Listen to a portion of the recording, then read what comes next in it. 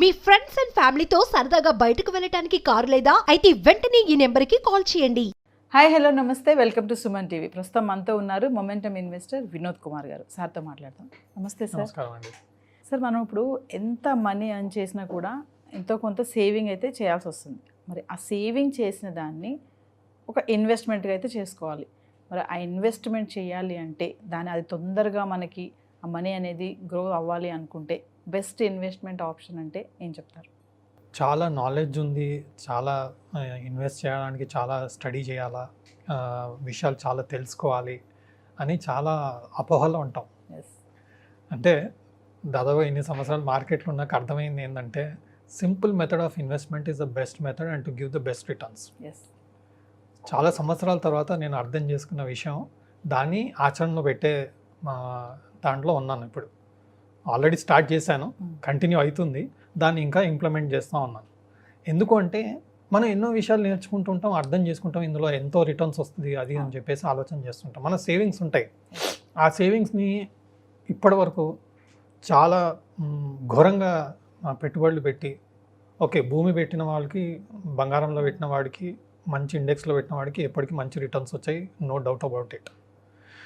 But especially educated people భూమి మీద తక్కువ పెడతారు. ఓకే, గోల్డ్ మీద తక్కువ పెడతారు.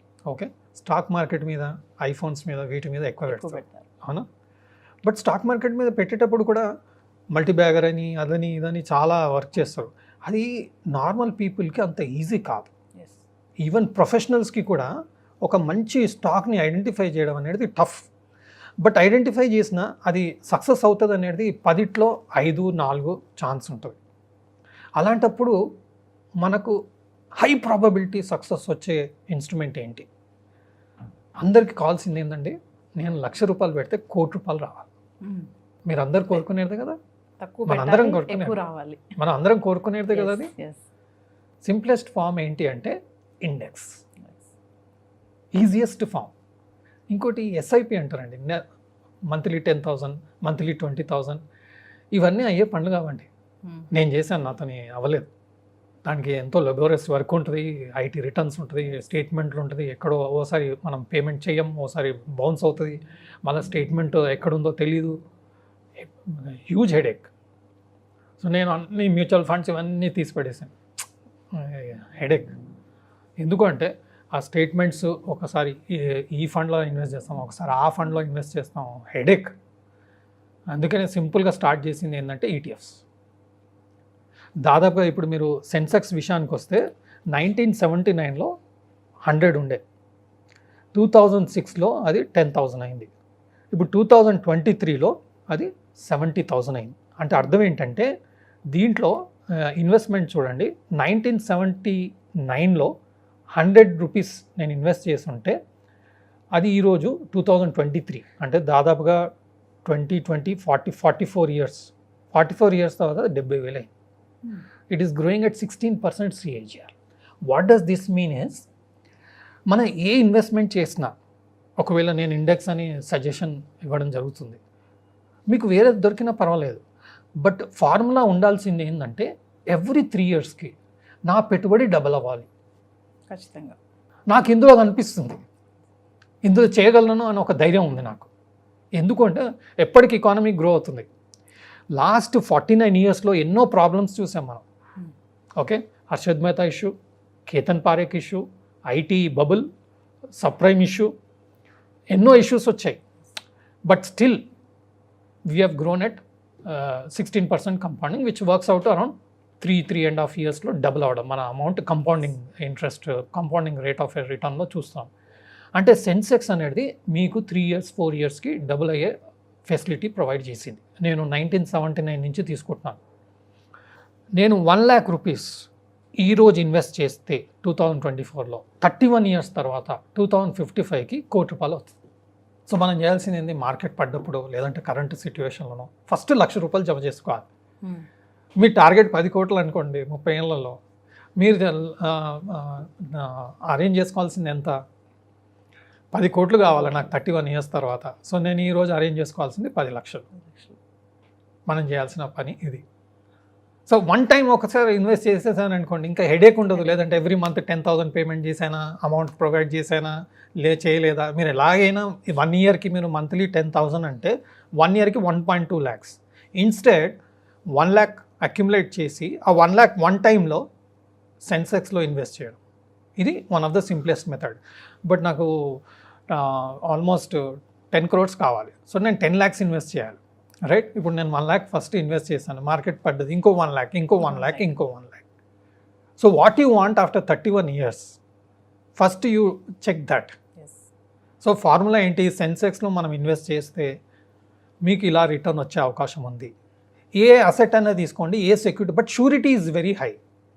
సపోజ్ నేను ఇప్పుడు ఏమంటున్నానంటే సెమీ కండక్టర్ స్టాక్స్ అంటున్నారు. Semiconductor stocks already huge పెరిగాయి, సెమీ కండక్టర్ స్టాక్స్.